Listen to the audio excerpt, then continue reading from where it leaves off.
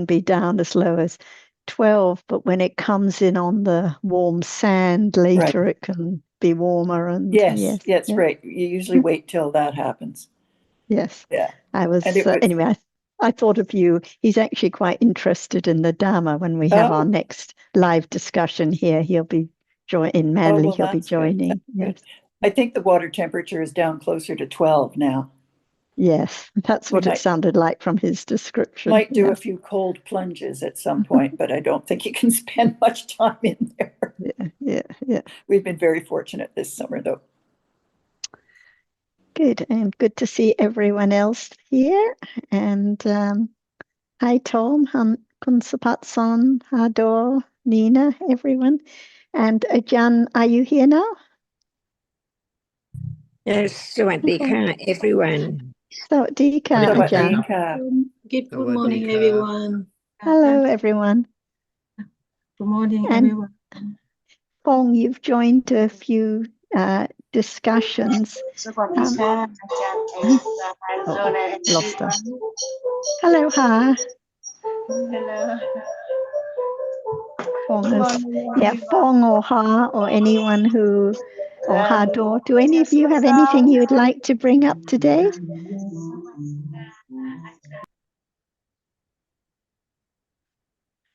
Phong, are you in Vietnam? Oh, we can't hear you. You need to unmute.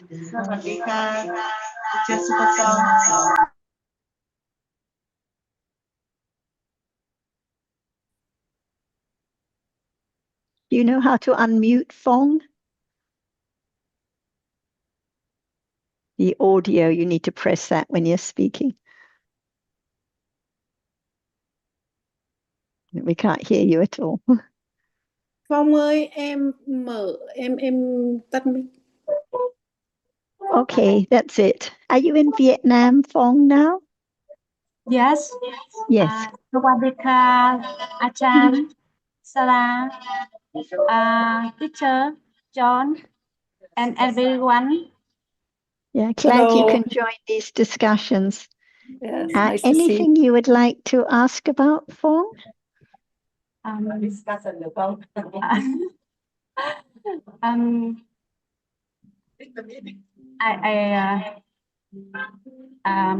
want to. You can help me about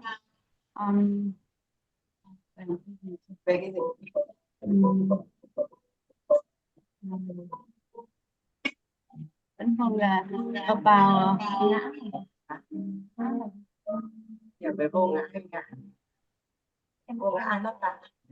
anatta.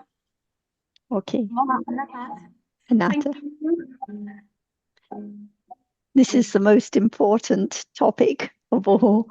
So, is seeing now anatta? Yes. And what does it mean if we say seeing is anatta now?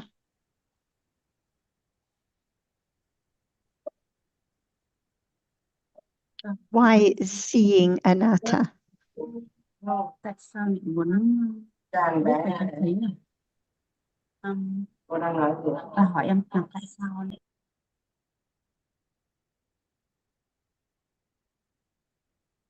Can you see?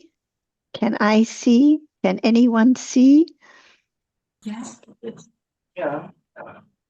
You can see now? Yes.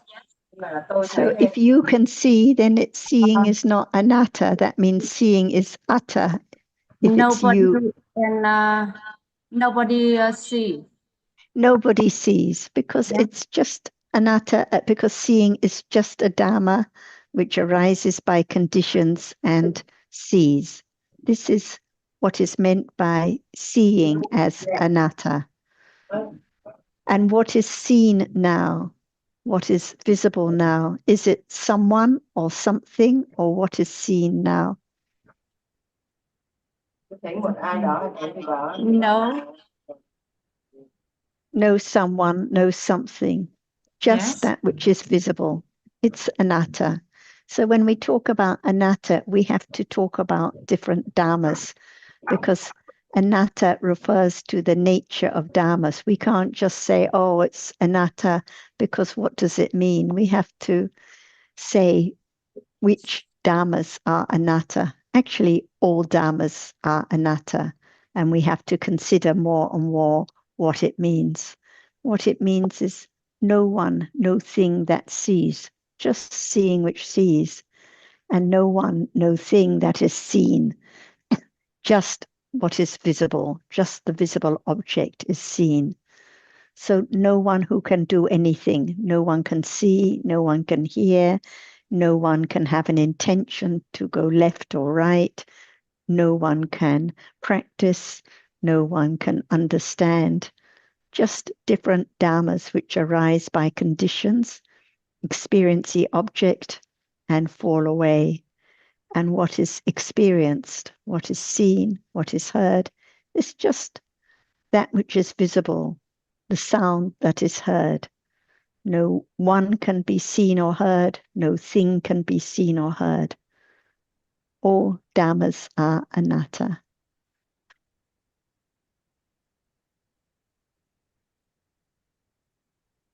Anything else you would like to? Thank you.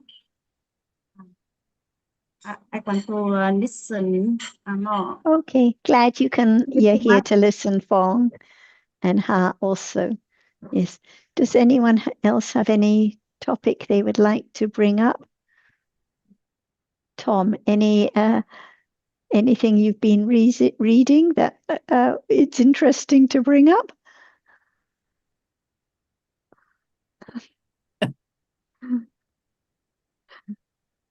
Tom, do you still have your discussion group sometimes?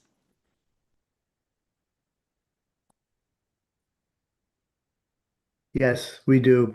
Most Monday afternoons, just us, four of us right now. Um, we might have a new victim soon, but yeah, so we Right. stumble along, but thinking about it, discussing, Mhm. it all helps. What have you been discussing recently, or what is the group interested in? Read the book we're starting. We've been reading, Abhidhamma in Daily Life. yeah, we keep restarting it. Yeah, Well, it's a good one. It's a good one to start with. Yes. You get a framework. Well, Well, we stumble over the whole question, but the question of anatta always keeps coming up. And sometimes I think it's a distraction. If we just think of conditions, things arise by conditions and fall away, I think thinking about anatta is just, I think, stumbling block. Right. Yeah, that's one of the stumbling blocks. The other one is nimitta, Yes. which causes a stumble. Right. Which I think a bit the same as Bev is saying, that if it wasn't brought into the discussion, the listener wouldn't be any the worse off for it. But somehow things are going along well, and nimitta throws a spanner in the works and a lot of confusion. But yeah, it's got to be introduced at some stage. It does, and it is difficult. I know, but I kind of think it's necessary because, well, I do think it's necessary because people can go along for quite a while and not recognize that there's no self, there's no one in control. It's happening by conditions, and that's hard to understand. I realize that, but I've a number of times spoken to people who thought they have quite a good understanding of Buddhism, but it's pretty clear that the I, the self, is there in their understanding, and I know it is for all of us to some degree, well, to a lot of degree, but I think unless it's introduced fairly early, people can just I mean, it's one of the more important things, one of the most important things to know. and to realize, to, you know, realization of it is key. So I don't know. I've always felt it's a good thing to bring up pretty early. And yes, it's difficult for sure, but necessary. As I understand the text, the actual direct realization of that occurs only just prior to enlightenment. Yes, yes. So that for the longest time,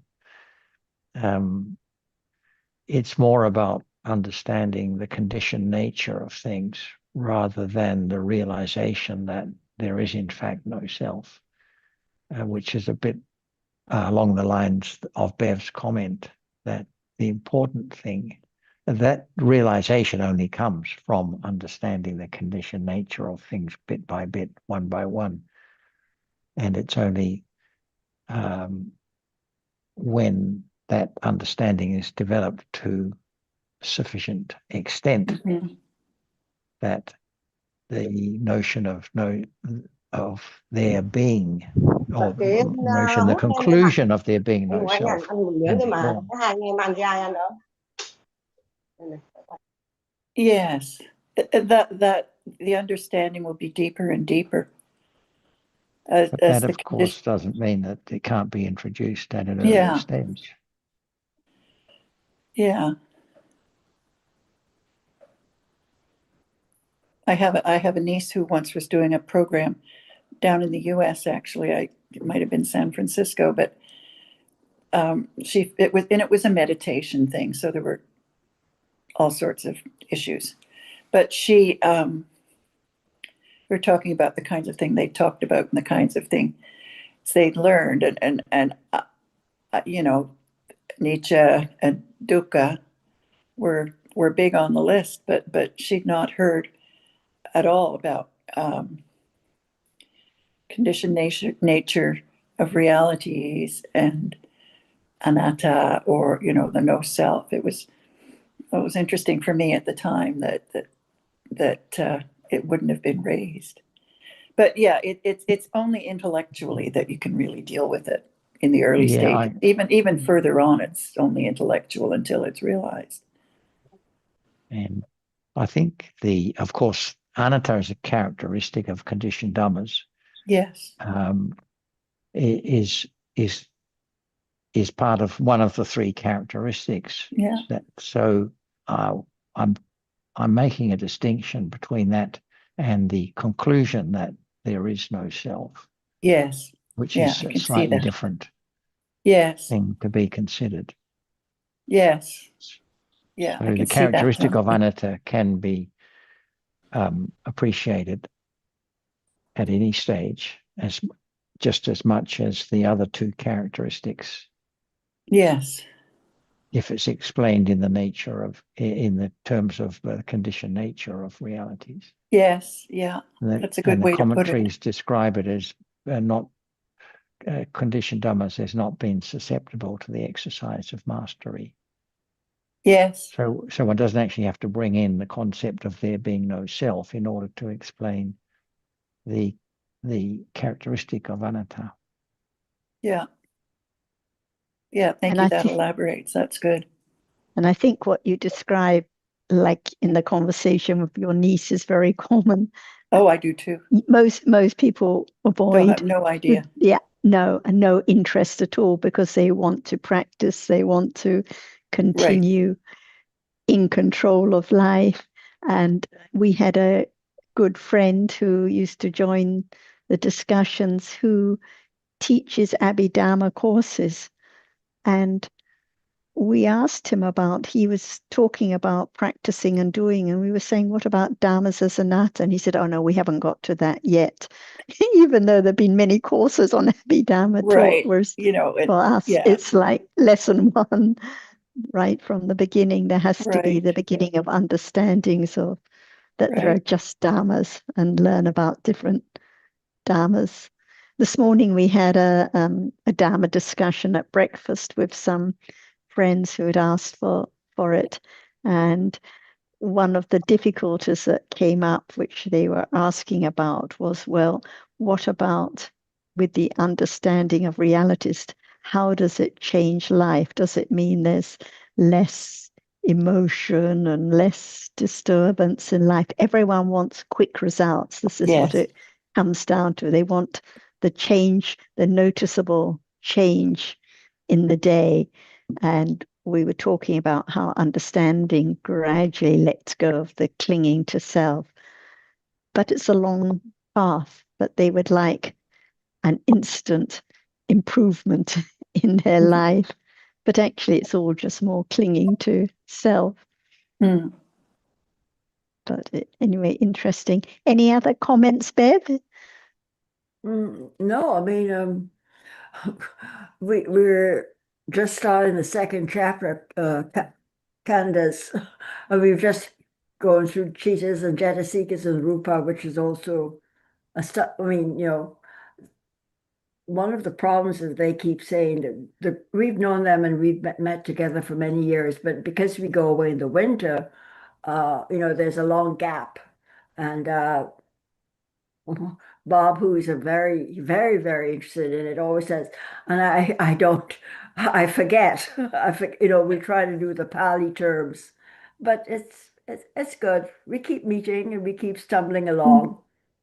And I think, as Ajahn always says, if it's just words that we learn, like Nama, Rupa, Kanda, it is forgotten. It doesn't matter, we can call them anything. Anything, yes, A, B, and C is absolutely fine. But if there is no actual understanding now in daily life, what Nama is, seeing right now, pleasant feeling, unpleasant feeling right now, then it does get forgotten. If we're just kind of learning the details and learning the terms, okay, this one is Rupa Kanda and this is Vedana Kanda, then it all gets forgotten. But if we begin to appreciate that actually Rupas are arising and being experienced right now, visible object is being experienced, and at each moment in life there is a feeling, pleasant, unpleasant, or neutral. So it can become a little more relevant to this moment. Otherwise, yes, it all gets forgotten if it doesn't actually affect, if it's not actually considered as life at this moment. Yeah. Well, I think Bob has mentioned he thinks it has changed very. The way he sees the world. Yeah. Well, there must be interest for them to keep discussing. Oh, yeah. Listening. Otherwise, if there was no interest, if it didn't have meaning, they would just be sitting in another room talking about politics with Tom. But there's enough we do interest. Get distracted about that too. I'm not surprised.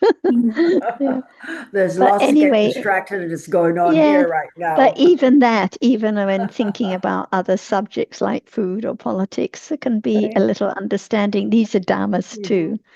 The thinking this way, the thinking that way, the different kinds of interest, the interest in understanding and the interest in other topics. It's all daily life and it's all this moment. It doesn't have to be so serious. It has to be the natural development of understanding, not saying one can't have any other interests, because lobha is there. There's bound to be unwholesome interest as well as wholesome interest all day long. Your friend could join this discussion. Any of them. Too late for that. Yes.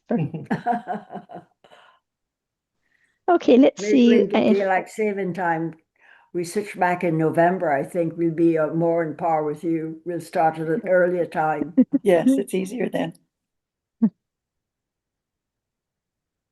Let's see if Ajahn would like to join any of these discussions and add any comments. Ajahn? Yes. What is the most interesting essence in life? Interesting what? Essence. Essence? Yeah.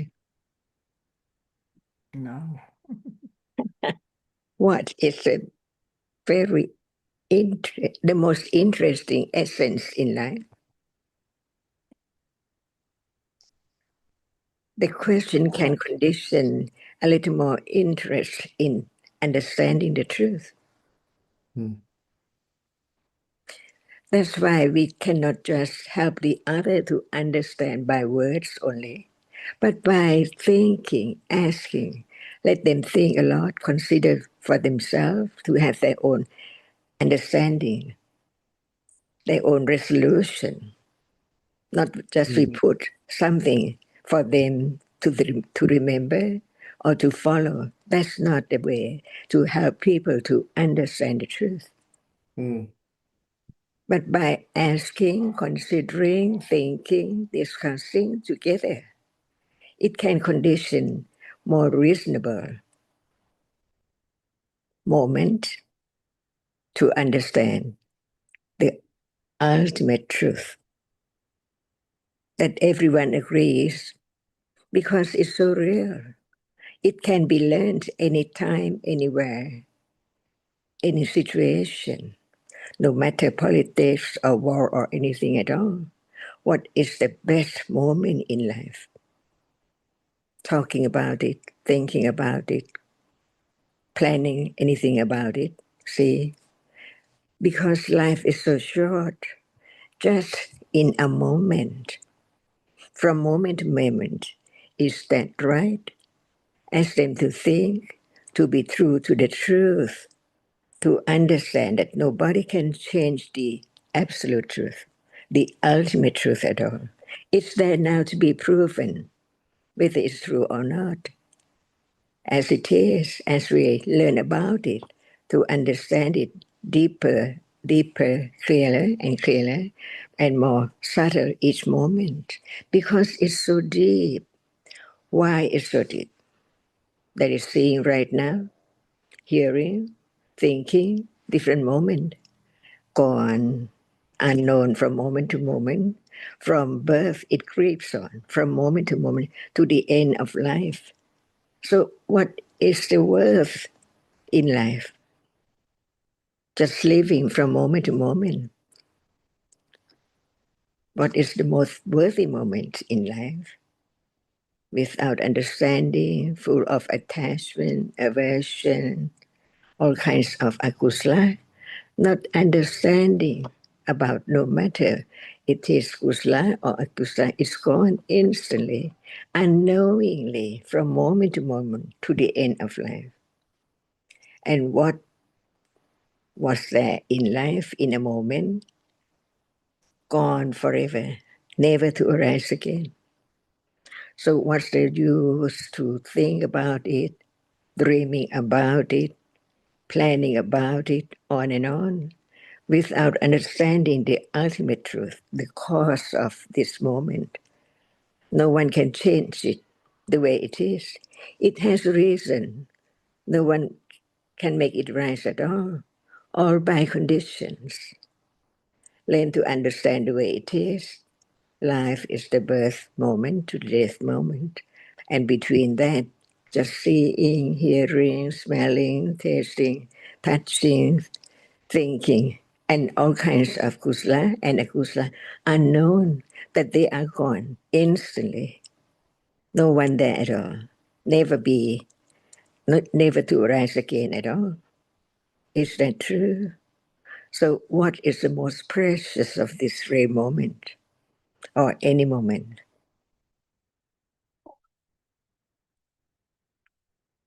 Just discuss, listen to the idea. What about the truth? Which is the ultimate truth? Is it not now? If it's not now, when it will be?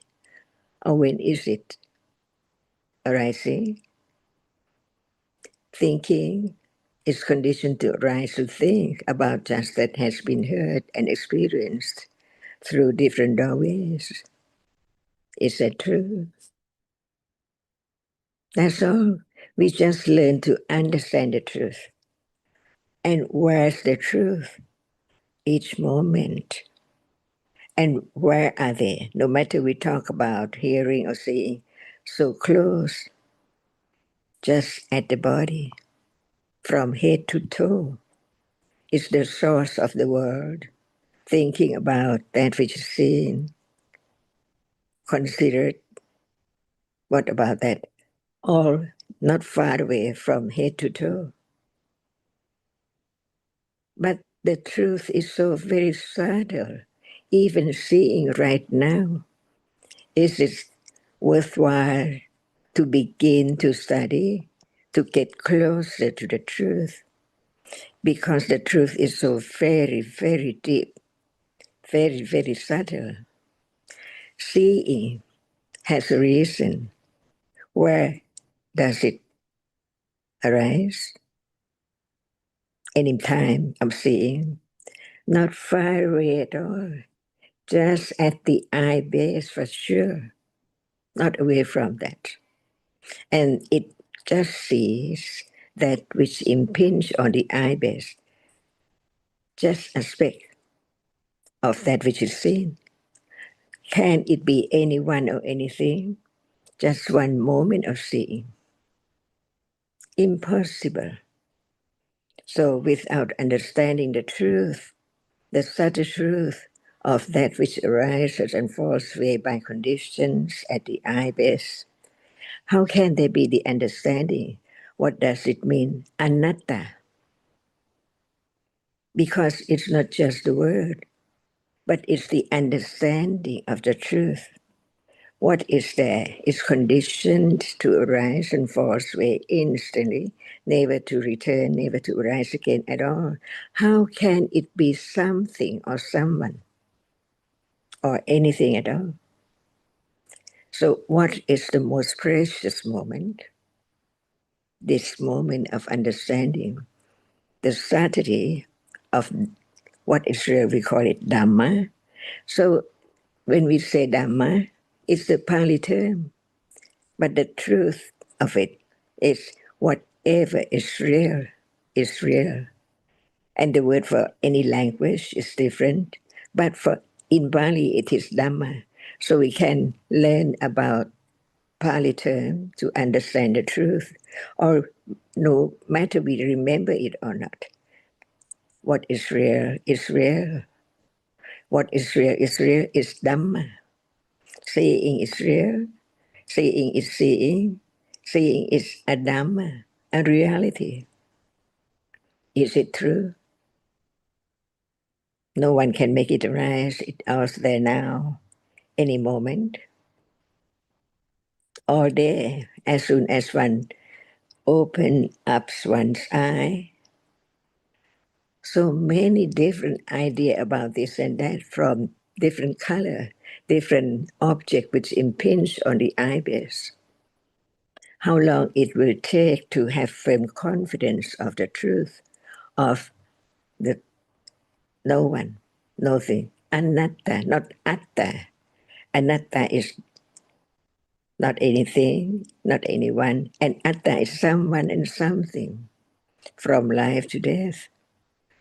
It's the moment of ignorance, not understanding the truth of that which appears now. It's quite so far away. The door is on the wall or something is there, the flower, the vase, and on and on. But in truth, it's only that which is seen by seeing at the ibis. So very quickly, as soon as it has arisen, it's gone, never to arise again at all. Not just in this life, but in circle of birth and death, never to arise again, just only once in samsara. So we learn about samsara at one word at a time and so on, because life continue on from moment to moment, non-stop. Like at moment of birth, it's gone, and the other moment follow instantly, on and on and on and on, eons and eons, 100,000 eons ago. Nobody can stop the way it is, like just now. Nobody can stop the moment of seeing, to be a moment of hearing, to be a moment of thinking. See?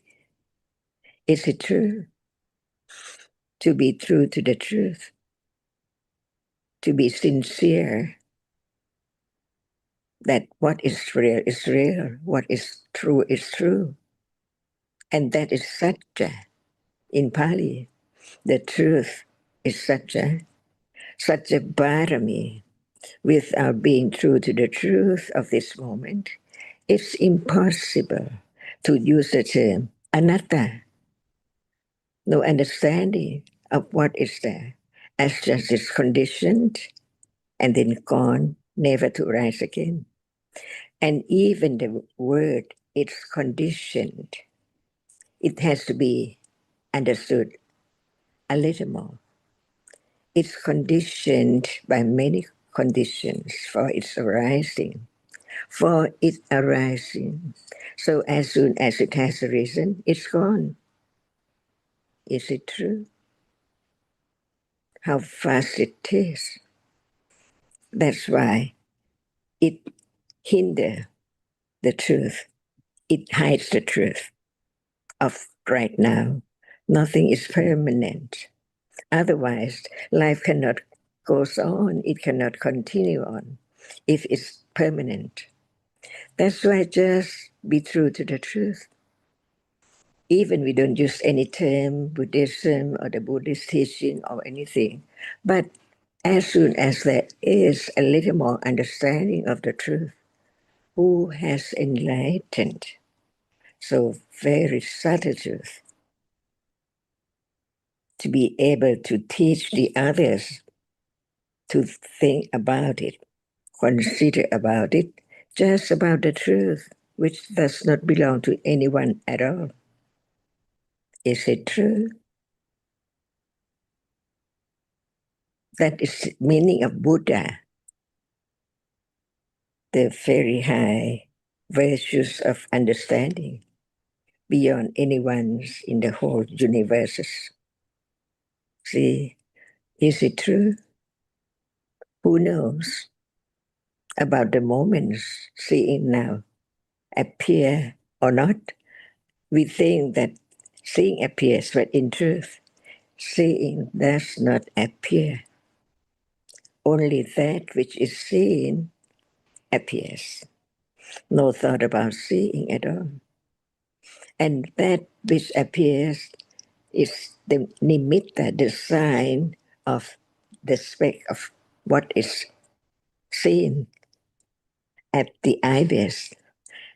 So very quickly, so what is left to be known is only the mark or the sign of a reality, of seeing right now, of hardness right now, of hearing right now, on and on and on. So the study of the truth is not far away from now, and so very close. The truth is from head to toe. No matter thinking about the world, the sun, the moon, the universes, politics, or whatever, just here and gone instantly. What is left? No understanding of the truth from birth to death. While there can be moment of hearing, considering what is the most worthy moment, understanding right now.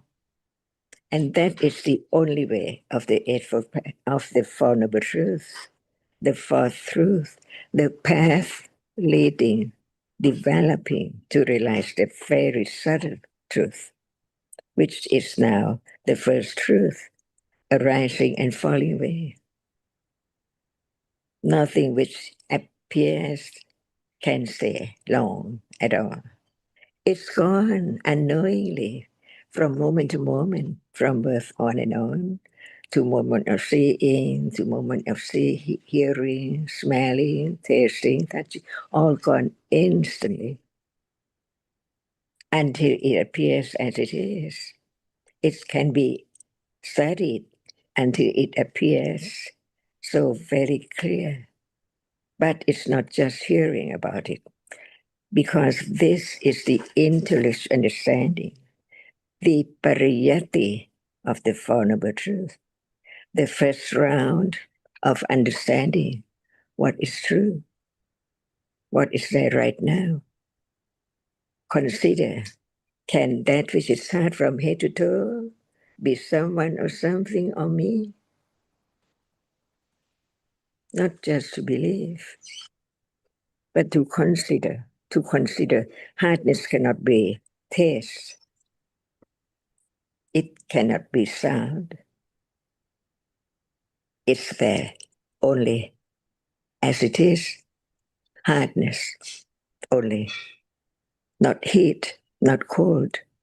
See, all are dhammas, so Dhamma means whatever is real, as the reality, not as someone or something at all.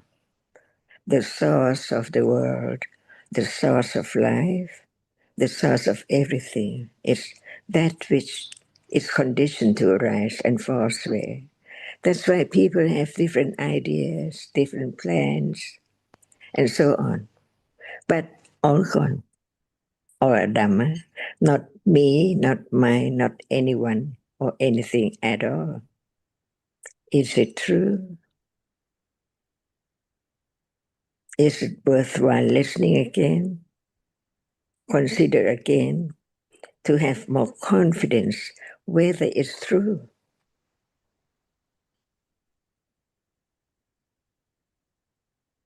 That's all. Stage by stage. And when this very firm confidence of the truth, right understanding understands that it can understand more and deeper and more confident of what is there now heard about. What is there is conditioned to arise and falls away instantly, unknowingly, because it's so very rapidly. Is that true? That's why firmer and firmer understanding condition a moment of not forget hardness, which is touched. It's a reality. It has a reason. And the reality which experiences is not hard. It's a reality which is conditioned to arise to experience an object. As hardness is conditioned to arise to be hard. Whatever is there is conditioned to be as it is. One nature, one quality, one function at a time. So we learn a little more to let go ignorance and no attention at all to the truth of what is there appearing from moment to moment, in a day, from day to day, from birth to death. See? So after death, what about the memory of what had happened previously in past life? Previous life. See? So true. Not just at moment of birth, but even yesterday. What can be remembered? All gone.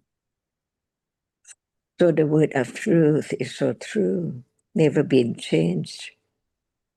Just understand that which has arisen right now. Is that true? So very subtle. Before they can be conditioned to understand that which has arisen right now.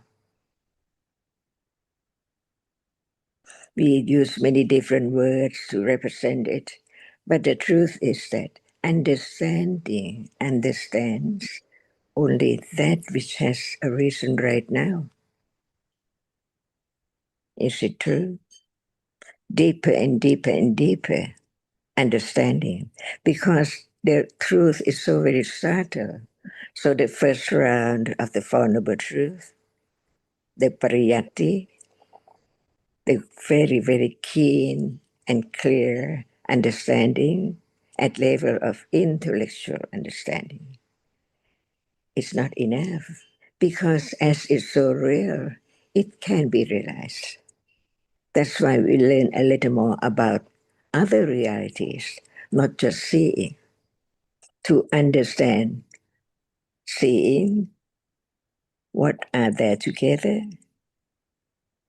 because whatever is conditioned to arise, the condition is also arise together too.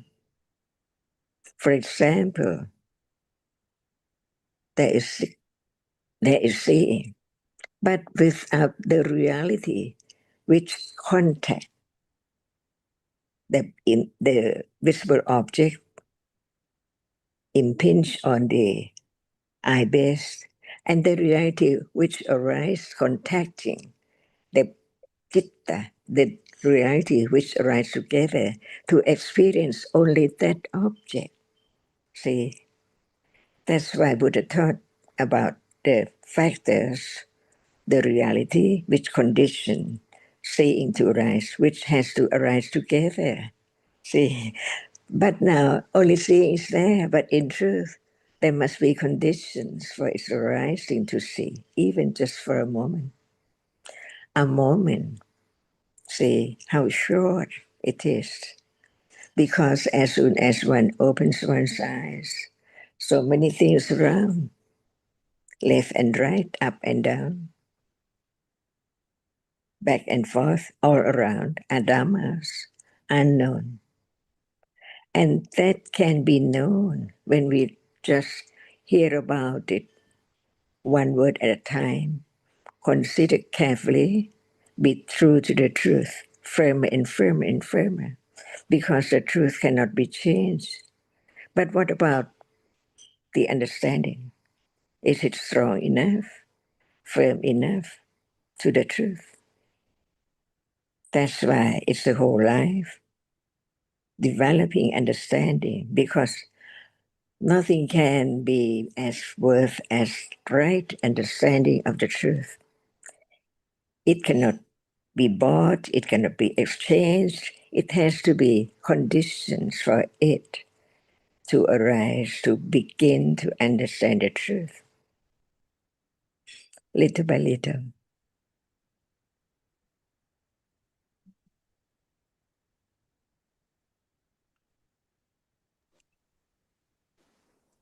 Thank you so much, Ajahn.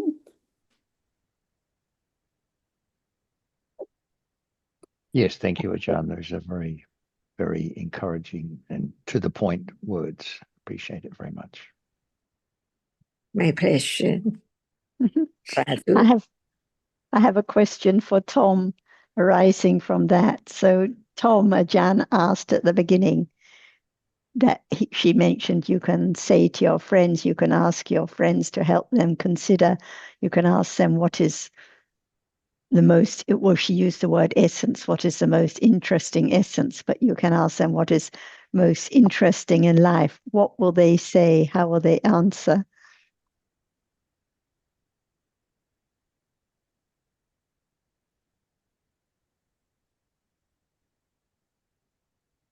Are you still there, Tom? The reason I'm asking is because if we're honest, even when we're asked what is most interesting in life, right now we're considering Dhamma and we know what the correct answer is. So we will say understanding the truth of life, understanding Dhamma right now is what is most interesting. But at moments when one's discussing about politics or the ingredients of lunch or family affairs, then at those moments when lobha and ignorance are there, what is most interesting at those moments are the politics or the food or the family affairs. So being truthful, only understanding the truth, understanding life is only most interesting at moments when there is wise considering. And like everything else, is for a moment only. So this is why I asked Tom how his friends will answer. It depends if they're having the politics discussion. Is there any interest in Dharma at that time? But when discussing the Dharma, then it's more apparent that understanding life, understanding truth is what is most interesting. I know it's getting late for Tom and Bev, so they may have switched off. So whatever we consider, whatever is of interest, is always for a moment. When one has a shoulder problem or a knee pain, then what's of most interest at that moment is me and my ache and pain. It's always just for a moment if we're honest about it. Sarah, I don't think, though, that rules out.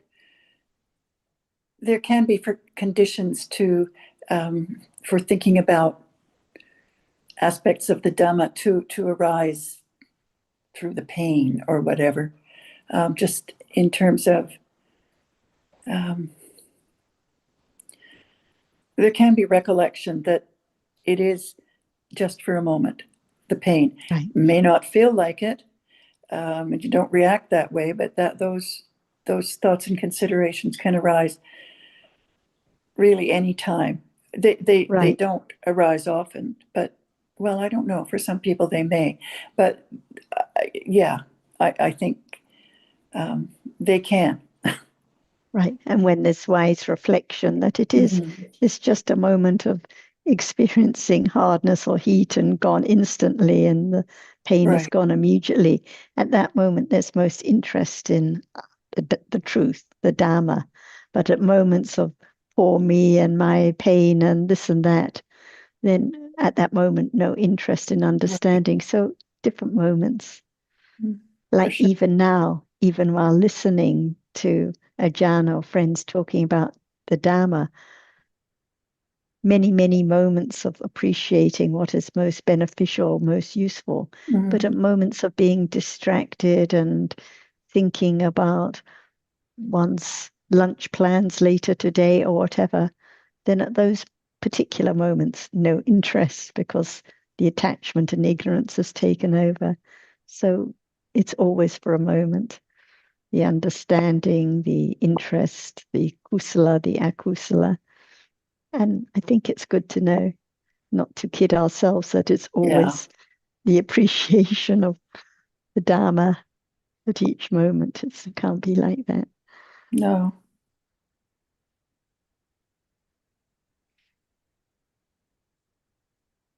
And I agree with what Ajahn was saying, that when helping others, like this morning at breakfast for our Dharma discussion, it's no use just giving people terms and names and details. It has to be their own considering. One has to ask for their own ideas. There has to be discussion together. Otherwise, it's just like telling them this is the way and this is what you've got to learn. And then, as Tom said, it will all be forgotten. So they have to begin to consider and realize for themselves why it's interesting, why it's important to understand. And one can flip between discussing Dhamma and discussing the swim or politics or other topics because they're all Dhammas. It doesn't have to be so serious. And that way, I think people are more interested to listen and consider. Oh, Tom's reappeared. Did you hear my question to you, Tom? We can't hear you, Tom. I missed the question. Yes. Okay, because Janet, when she was talking, her first comments to you and everyone was to say that you can ask your friends what is the most interesting essence. In other words, what is most interesting in life, and how one has to help others, not by just learning lists and names, but helping by considering and discussing together. So I was asking you, if you ask your friends what is most interesting in life, how will they answer? So if I think that's too broad. Um, Maybe ask what's the most interesting thing they've learned about Buddhist philosophy. I hate to say Buddhism because that's just like, a million. Do you see my question? Yes. And I think that was also because I was just making the point that when you're discussing politics at that moment, what is most interesting is the politics that one is discussing, or if one's talking about what one's going to eat for lunch. What is most interesting at that moment is the topic of lunch. So if one says what is most important in life, then they're more likely to say, okay, understanding about truth or life. But if one just says what is most interesting, it depends on the moment or on the topic at the time.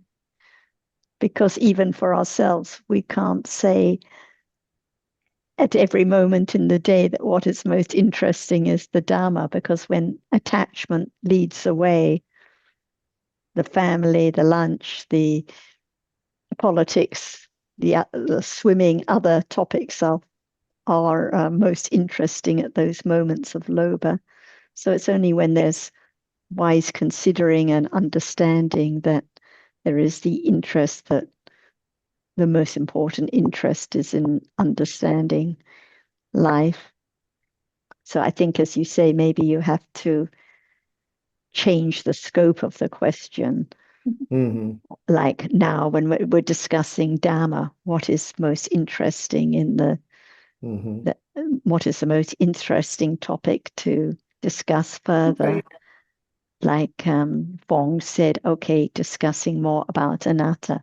That's what's most interesting now. Okay, I have homework. Ask them more questions, help them to consider more. Yes, you can ask them, tell us next time what the answer was. Okay.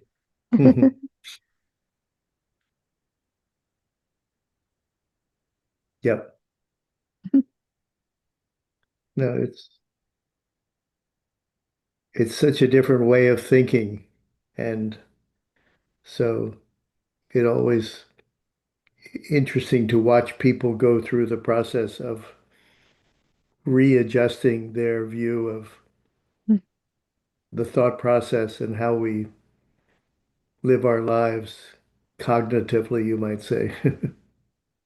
And it's a question of the view of what is real at the present moment, as opposed to what is conceptualized. Yeah. And both are life at the present moment, but the concepts we know about, the conceptual version of the present moment we're all familiar with, but not the absolute reality version of the present moment. And that's really what the teaching is getting at. So it's possible to discuss things just in those terms rather than learning the Dhamma, from a book like Abhidhamma in Daily Life, which is a very, very useful book, of course, but keep the focus on the reality of the present moment. Yeah. Our discussions are very much about that type of subject. And so that's very useful. Abhidhamma in daily life is kind of a stimulator for the present moment, you might say. Right. A lead into that. Yeah. Yeah. Good.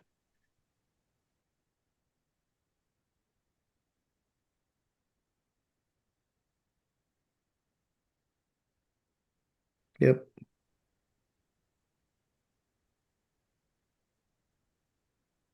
Yes, and I think it takes a certain amount of understanding to appreciate what is really in essence or in truth what is most interesting. If we had asked our friends at breakfast who are new to the Dharma what is most interesting, they would have just looked blankly and asked us what we meant. And so it takes a certain amount of understanding before it can be appreciated that nothing else compares with the value of understanding about life at this moment.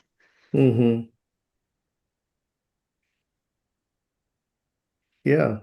I think it'll be fun to ask them that question and hear their response. Yeah. Of course, we should answer that ourselves too.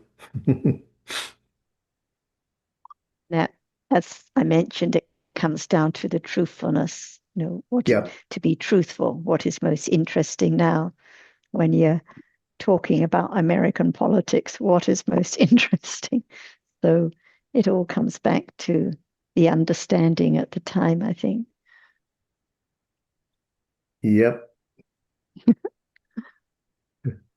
Yes. As the Chinese curse, may you live in interesting times. Yes.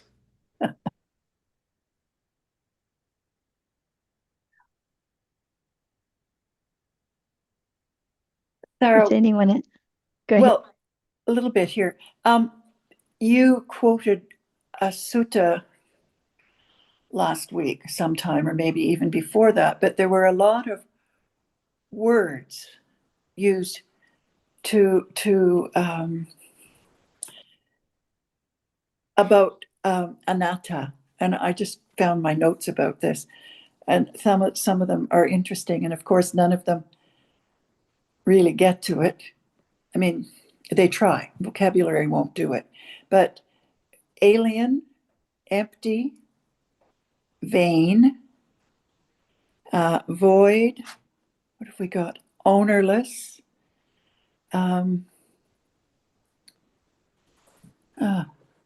Anyway, I some of them I'd never thought of. I'm not sure it helps me with the understanding of anatta.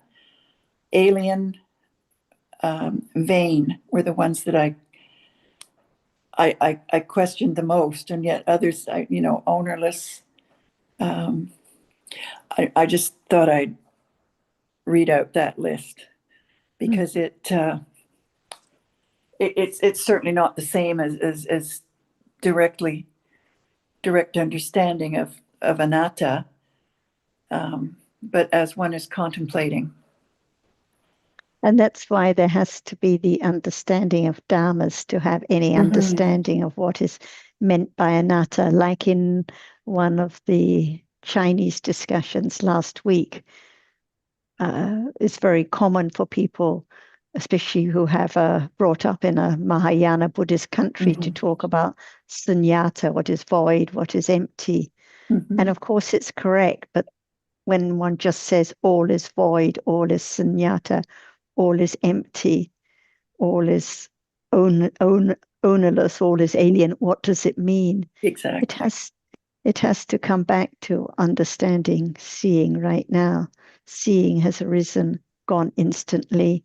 No one that sees, no one that controls seeing.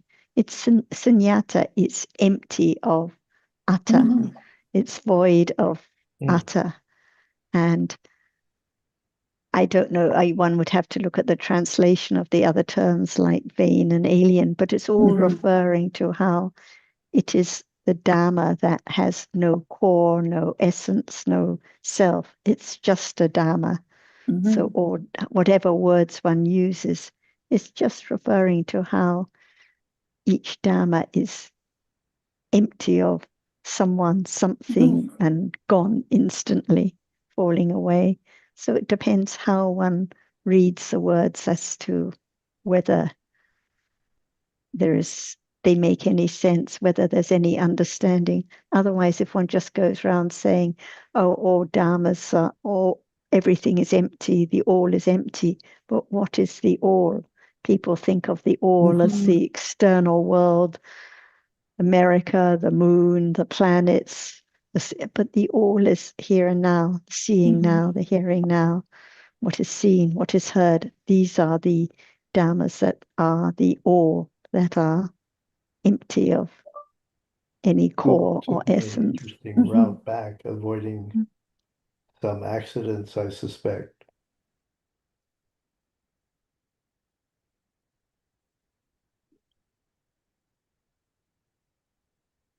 Yes, and the the words you've mentioned are part of a description, an elaboration of the characteristic of anatta. Yes.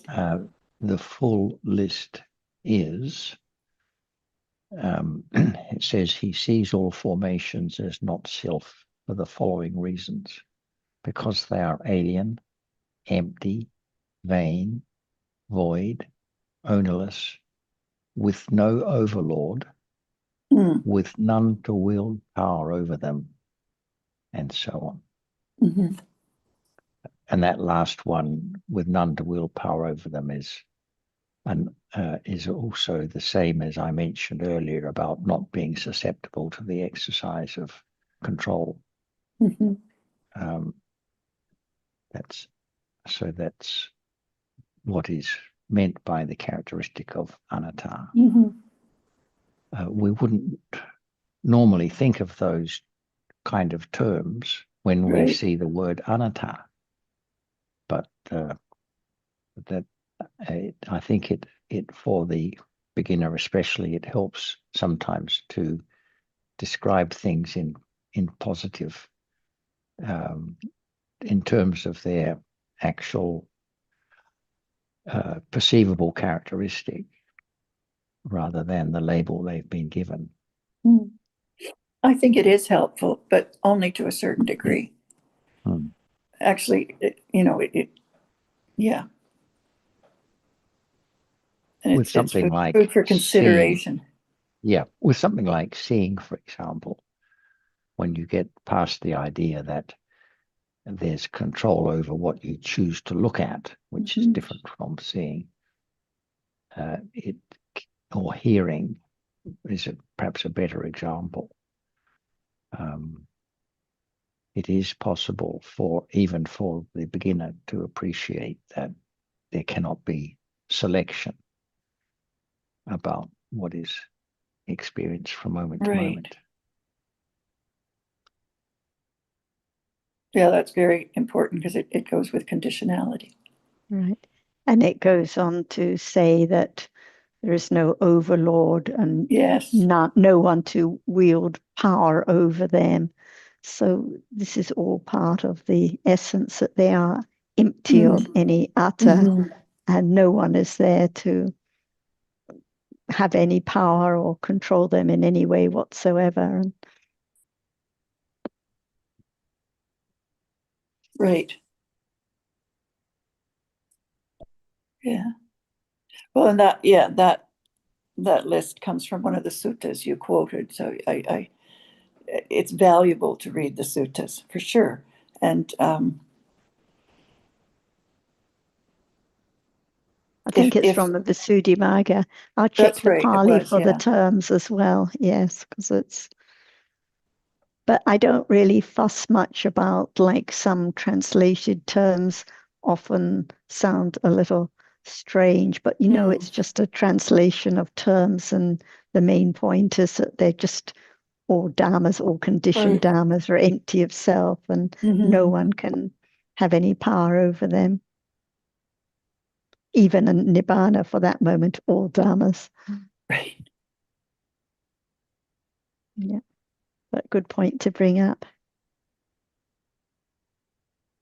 Well, as you mentioned, it was the ones that one could look up and see, but alien and vain were the ones that stuck out. Yes, I have a look, but anyway, one knows the way we don't actually need to, but it's interesting to see. Yes. That somebody, there was an attempt to sort of bring it all in under the same umbrella. Otherwise, one just gets distracted checking the particular words and misses the whole essence. What is most interesting is the essence of Dhamma, the essence to be understood.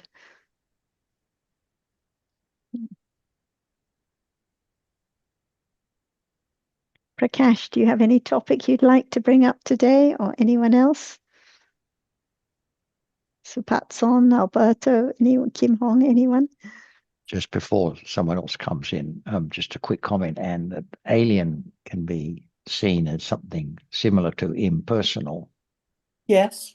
Yeah. Right. Hadn't thought about that, but yes.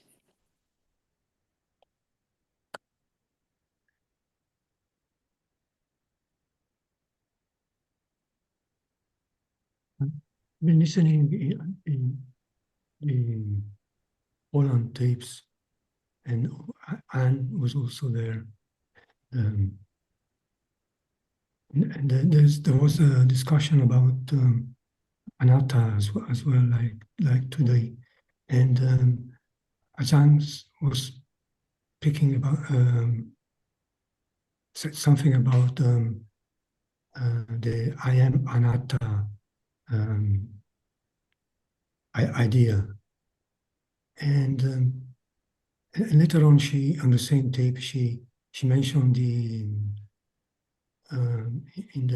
the old times, the time of the Buddha, when listening to the teachings, people would be able to detach from the self. I remember this expression because it's I didn't hear it very often, and I think this is the difference between when we listen about anatta and we talk about anatta, and now the difference between now and at the time of the Buddha. We are unable to detach from the atta, no matter the words we say or it's still I am anatta. It comes back to the atta anyway, because of the little understanding we have accumulated compared to the people in those days. And so really what you're saying, Alberto, is it's a difference between weak understanding and well-developed understanding. And I think it's helpful to think of it in those terms rather than people in those days versus people now, in the sense that the only disadvantage we have is the lack of developed understanding compared to people in those days. Quite a big difference. Yes, yeah, huge difference. Yeah. I remember the phrase, I am anatta, discussions in Poland a number of years ago. That was, I was raised quite a lot. It was, yeah, there are so many times when one doesn't realize that one is actually, might be talking about anatta. Well, even here, while we talk about it, we can consider it, but is there really any understanding of anatta, or is it self-thinking intellectually about anatta? I think there's, I guess, as one understands more and more, one might see the difference. But as I say, that I remember that phrase very well from those discussions in Poland. And again, they followed a wonderful, Ajahn spoke for considerable time at the end of those discussions, and it was always, they were excellent. And the level we are stuck in is pariyat, is the first level, and that's not enough to detach from the atta, no matter. But it's the that's a good way to put it. Yeah, it's the first step. We have the path is not as long. I mean, it's a long path, but it's not as long as samsara. Samsara is much longer than the path. But so I mean, it doesn't really matter how long the path is. It can be. I mean, it must be shorter than samsara. So I think it's even if we say it's going to be a long time before we reach the next stage, or the stage of detaching from the self. It's going to be much shorter than the time we are spending in samsara anyway. So it's worthwhile to listen, and to even to get stuck in the pariyatti stage of development. It's still so worthwhile. Still the essence of of life, as Ajahn and Sarah was saying. Yeah. No hurry, no rush to develop.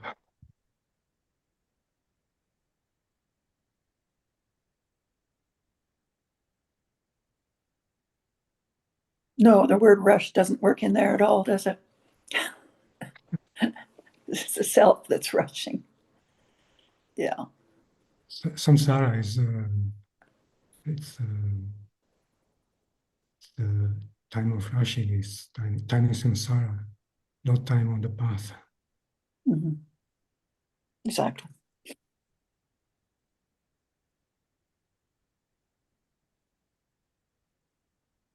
For many, many beings, samsara is endless.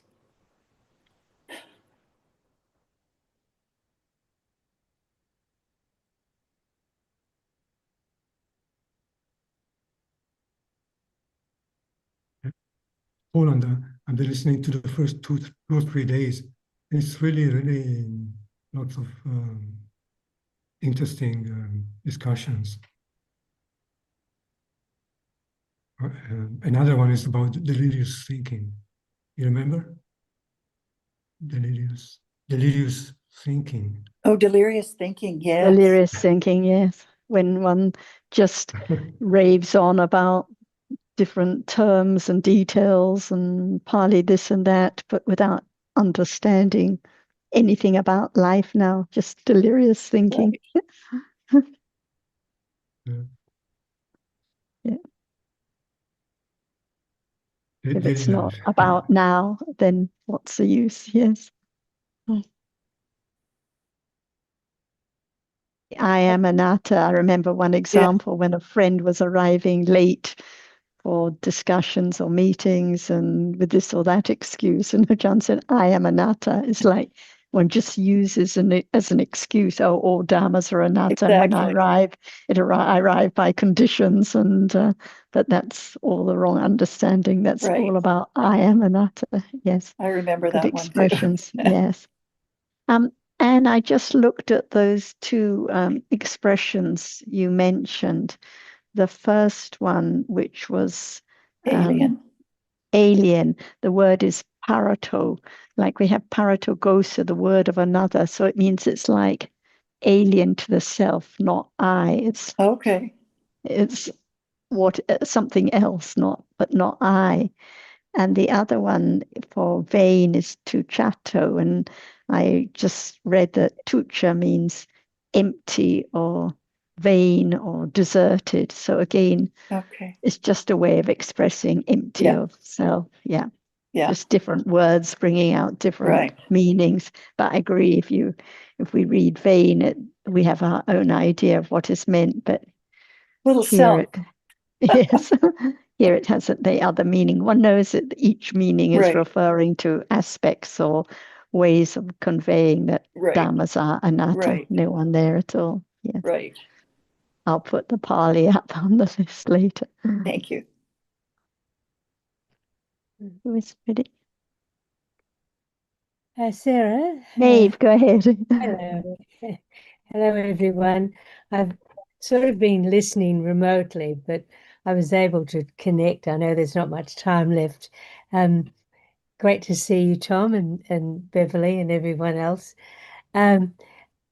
Just listening this morning, there seemed to be a connection with the Saturday discussion, and I think you left off saying that when we next got together, we talk about different kinds of understanding. And I suppose what's come up this morning and just now, Sarah, as you're speaking, is that a distinction between not just all the Pali terms and that sort of theoretical level, but the concept of a right answer. And it does seem that, and I guess this is where there's that attachment to making sense of something that is very challenging. So the idea of getting the answer right, if someone is asked about the meaning of a term or its connection with other groups, etc., seems to it's possible that it becomes almost like a motivation in itself of getting the answer right. And so I'm thinking about what's the distinction between the right answer, which of course has some usefulness, and an intellectual level of understanding. Because I'm not making a contrast between the right answer and direct understanding, but it seems that intellectual understanding does have a deeper meaning than just the right answer. So I just wonder what. I think that's a good point, Maeve. And the point of asking a question like what's true now or what's most interesting isn't just to repeat the right answer once heard, but it's for the benefit of the other person considering more about life. Like if Tom asks his friends, oh, what is most interesting in life or what is most important, it doesn't really matter what the answer is, but it's an opportunity for them to consider what is most precious. Death can come at any moment. What's most valuable in life right now? So I agree with you. One can just say, oh, seeing sees visible objects and it's impermanent and so on. It's not really intellectual understanding if there isn't any considering or understanding or just getting the term right. Like Alberto said, it can just be delirious thinking coming up with all the terms and the translations and the details. So the understanding isn't about the words, but it is the wise reflection about what is true now. And as we don't have a lot of time, let's encourage Ajahn to add more to your good topic. Ajahn? Yes. Is there trouble now?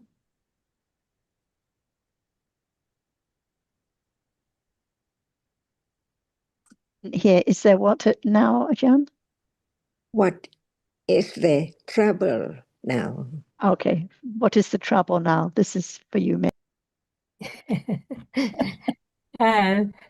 Well, not really, not trouble, Ajahn, but interest in understanding the value of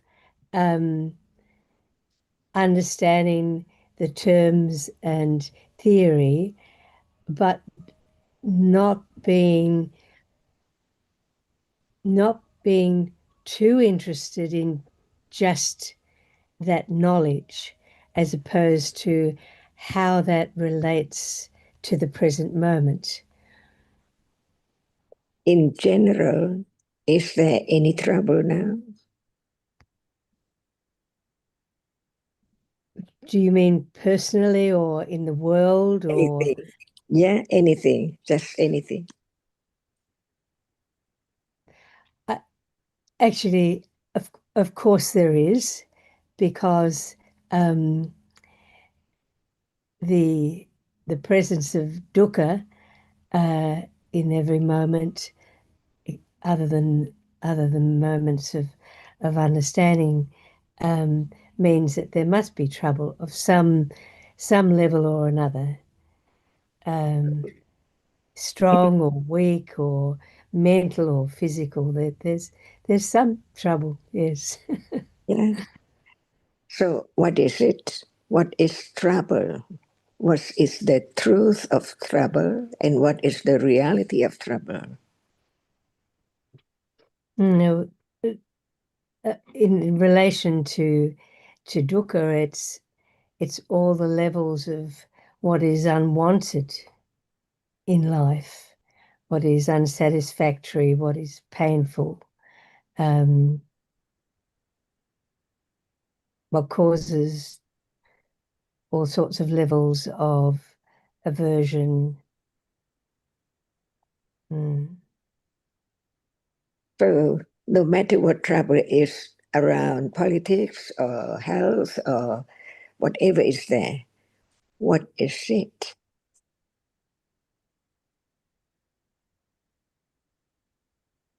Is it real? Yes, it is real because what arises in reaction to trouble is usually aversion.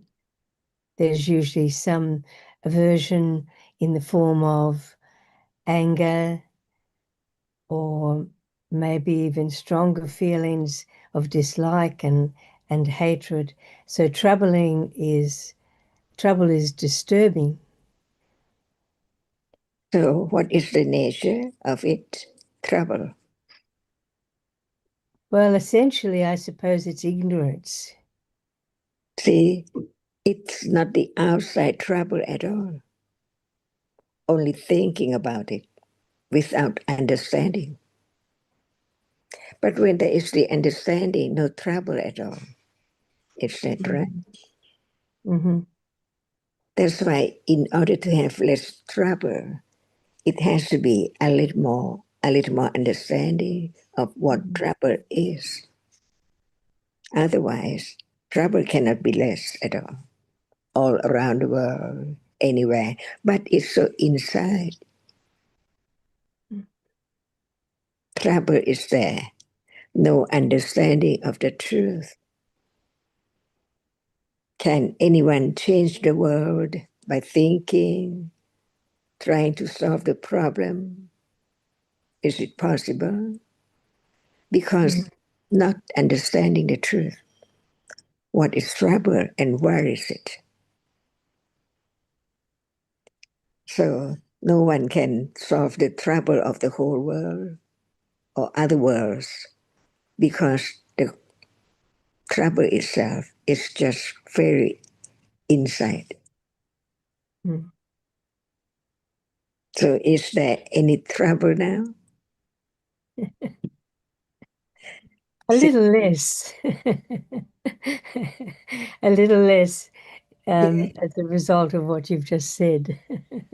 Yeah, a little more, less trouble when there is the understanding only. At the moments of understanding what is most interesting, most precious, when there's understanding of the truth, no trouble, but it's just for a moment. And then there's the usual thinking with ignorance and delirious thinking as usual about this and that, more and more trouble.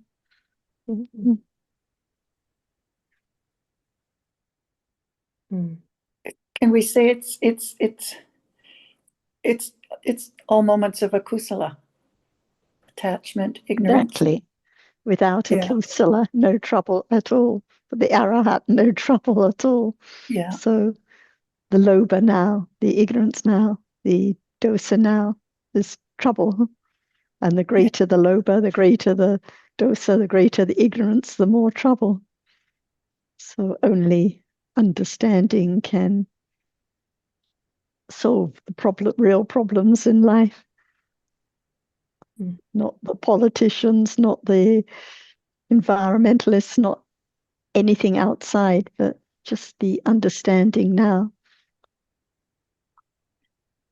Like even if there's thinking about, well, is understanding the right answers or the words, or is it the understanding of Dhamma? But when there is doubt, doubt is trouble with ignorance. So whatever the point of consideration, it actually comes back to understanding now. And we think, oh, now we're having a Dhamma discussion, no trouble. But what about the clinging? What about the clinging to the sound of the voice or to what is seen? The clinging is trouble again and again, even if it seems so little. But it's there, creating trouble and accumulating as trouble. It's a very interesting way that discussion went, May. The topic and the answer. So now, no doubt, what is the alien to ignorance and trouble? Right? Right understanding. Yes. Right. Mm-hmm. No one, anatta, or in vain, just arise and falls away, never to return. And this is why anatta is alien. Understanding dhammas as alien is understanding dhammas as anatta is alien to ignorance and all kinds of trouble. That was a very good explanation. I think that was back to your question, Anne, about why the word alien is used. Parato. Maeve, I think your question was a good one, and I think my immediate reaction is that only the understanding is relevant and beneficial. The book knowledge is just like any other book knowledge, really, and not that it's to be discouraged, but it isn't essential actually for the development of understanding. One could hear things explained, without any special terms being used, and it could be a condition for some level of intellectual understanding, and that's what is important in the long run.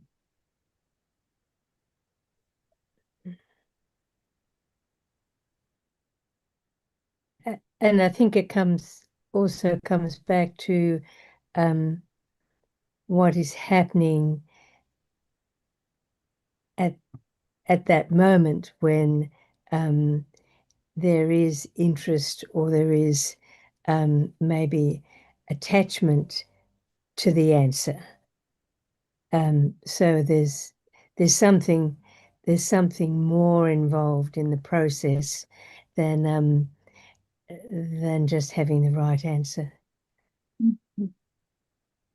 There can be a lot of clinging to the right answer and mana, embarrassment when it's not right or something, instead of just considering what are the Dhamma's understanding. So that's why even in a Dhamma discussion, trouble every other moment, whenever attachment or mana or ignorance arises. Yes, Ajahn, thank you very much for your response, because to bring up the idea of trouble was very stimulating, because it brought about a different way of considering what we'd been talking about. It was unexpected, Ajahn. And the unexpected is often really valuable. Thank you.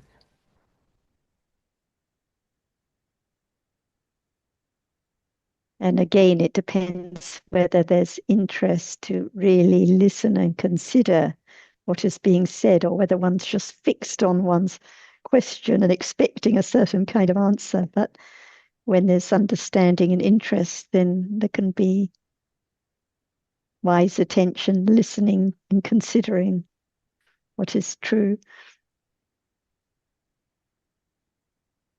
It's been very good discussion today. So thank you, Ajahn, and everyone. สวัสดีค่ะ สวัสดีค่ะ สวัสดีค่ะ everyone. Thank you เท่ากัน everyone. อาจารย์ and Zonesara and everyone. อนุโมทนาค่ะคุณสราคุณจร and everyone See you all next week.